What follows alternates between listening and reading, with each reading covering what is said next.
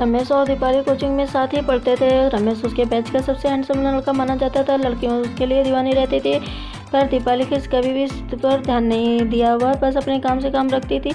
लेकिन एक दिन दीपाली शॉक्ड रह गई। उसने देखा कि रमेश की नज़रें उस पर टिकी हुई हैं। पहले तो वह उसे यह कोई वहम लगा, लेकिन फिर जब कई बार ऐसा हुआ तो उसे देखकर यकीन ही पड़ा। और शुरू में उसे यह सब अजीब सा लगा, लेकिन फिर धीरे धीरे उसे अच्छा लगने लगा। उस दिन से दीपाली की ज़िंदगी बदल गई। वो अपने आप पर बहुत ध्यान देने लगी, ज़्यादा ध्यान देने लगी। वह हमेशा सच संवर कर रहने लगी। एक दिन की बात है, दीपाली कोचिंग से घर लौट रही थी, तभी पीछे से रमेश आ गया।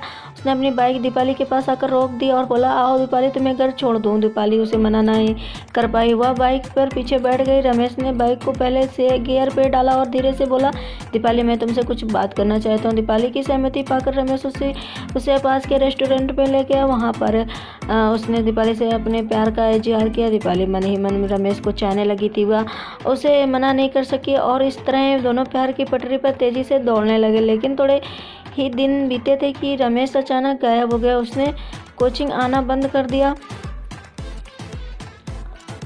और दीपाली का फ़ोन भी उठाना बंद कर दिया।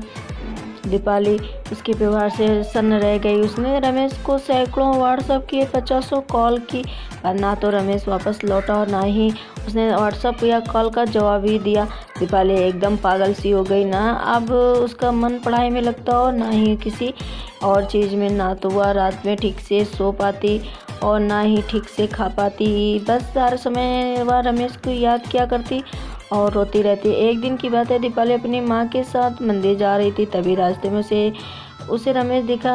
रमेश की नज़र भी दीपाली पर पड़ी। पर वह उससे नज़र अनजान बनता हुआ एक गली में चला गया।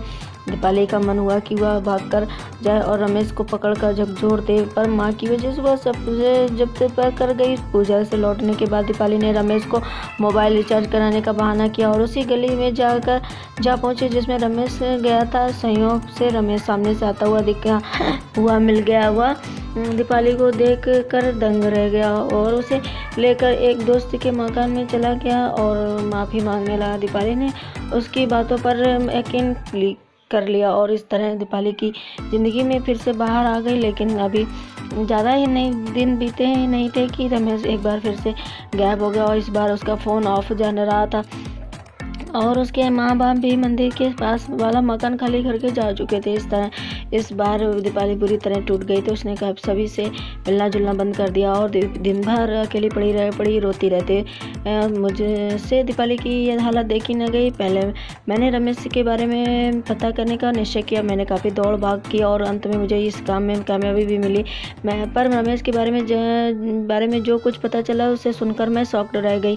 दरअसल रमेश किसी अपराधी गिरोह से जुड़ा हुआ था और उसने दीपाली को जानबूझकर अंधेरे में रखा हुआ था। मुझे यह भी पता चला कि दीपाली की तरह ही रमेश की कई लड़कियों से संबंध थे और वह उन्हें सिर्फ टाइम पास का नज़रिया माना करता था। मैंने कई बार सोचा कि दीपाली को यह सच बता दूं, पर हर बार एक अनजाने डर ने मुझे झंझोर रोक दिया। क्या पता इस सच को दीपाली बर्दाश्त ना कर पाए और कोई ऐसा कदम उठा ले जिसके लिए मुझे ज़िंदगी भर पछताना पड़े। अगर आपके साथ ऐसा भी हो तो कोई लड़का आपसे प्यार कर रहा है, हाँ, तो इसी बातों में ना बच जाएं और पहले उसके बारे में पता कर ले, उसकी सहमति जान ले और